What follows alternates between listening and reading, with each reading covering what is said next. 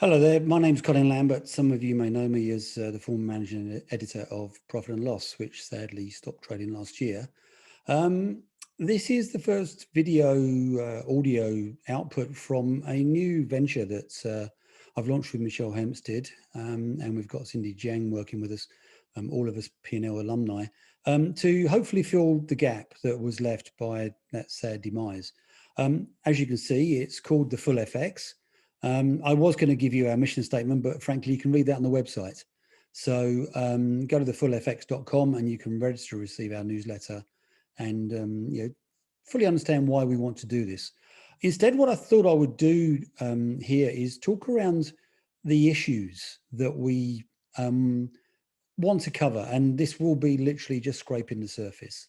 So I guess the first one will be market structure change, and I don't think anyone will be surprised by that. Market structure change is an evolution. It always has been and it always will be. It's a balance, between innovation and not taking change too far. This year, I think, could be an interesting one. This year and maybe next year could be an interesting one, because I think what we're going to find is that the market structure change will happen more in the FX swap space than it does anywhere else.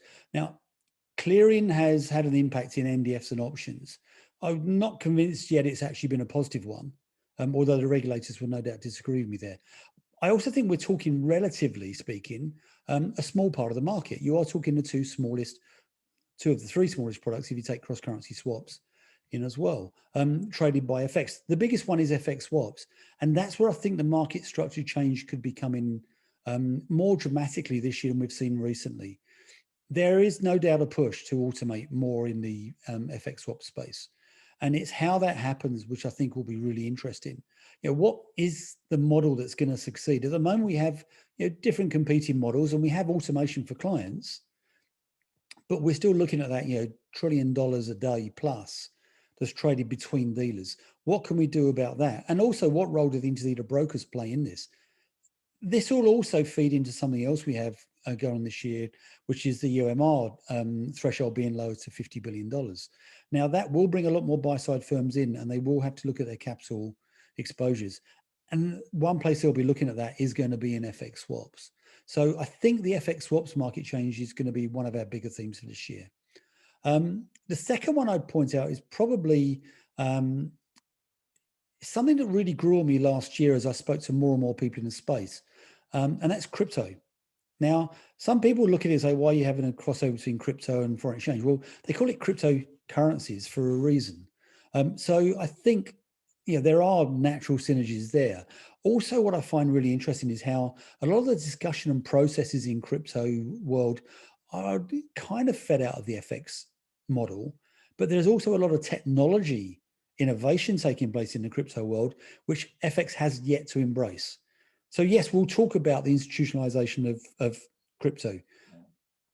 My sense is that's kind of coming, although a friend of mine noted just the other week that I think like 3% of investors hold 98% of Bitcoin or something like that. So it's still got a long way to go, and the market still has issues around who actually controls or how much control a certain bunch of firms have.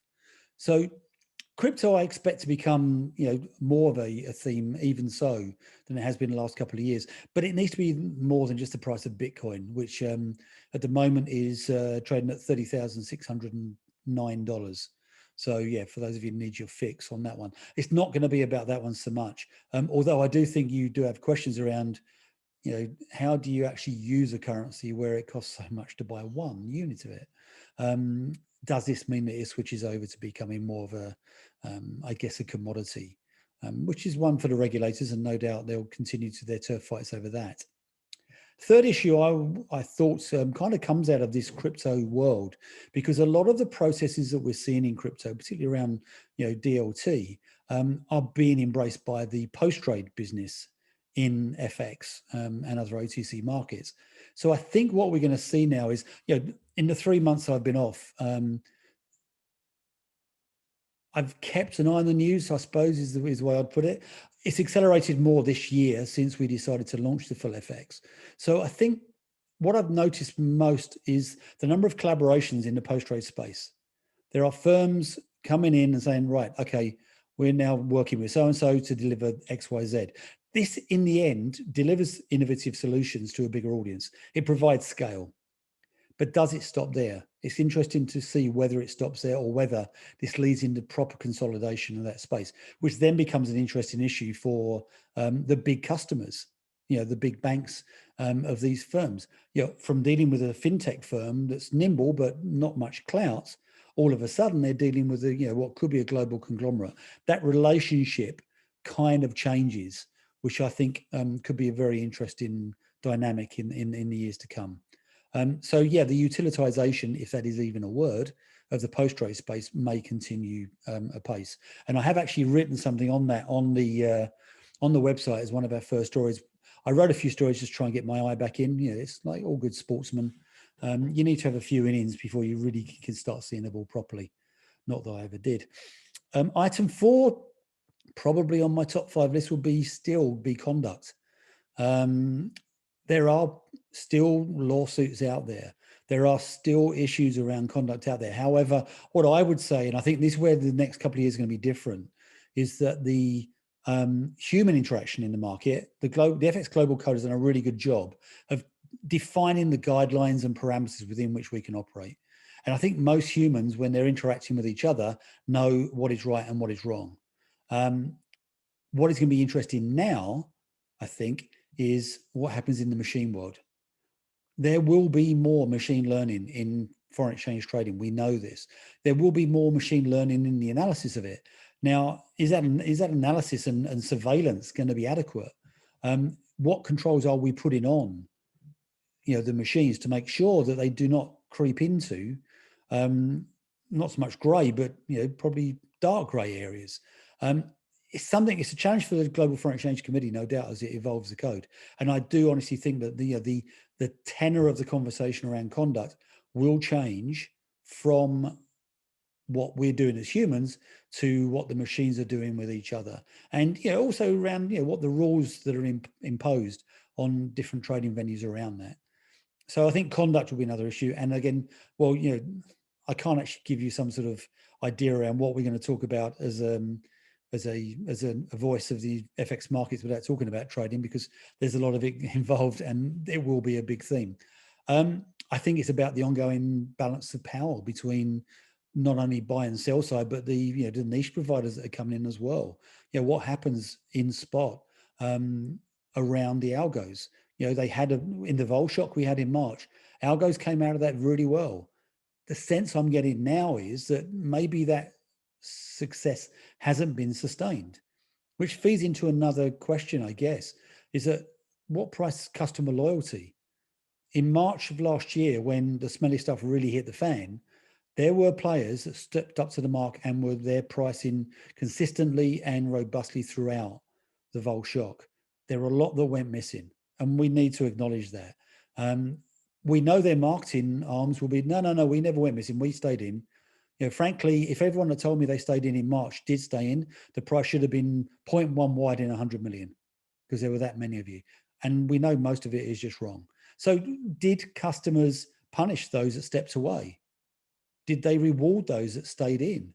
Are they continuing to reward those? Have those relationships changed? Are customers using the right analysis tools to look at this? Because the fact is, the next time we have a shock,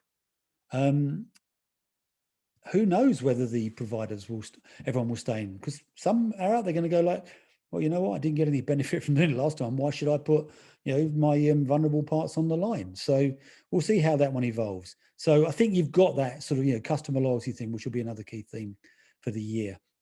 No doubt we'll have a crack at last look, pre-hedging and all the other things. I don't think we need to go into those. So really that's just, a top level view of the sort of things we hope to discuss in the year and hopefully years ahead with the FullFX.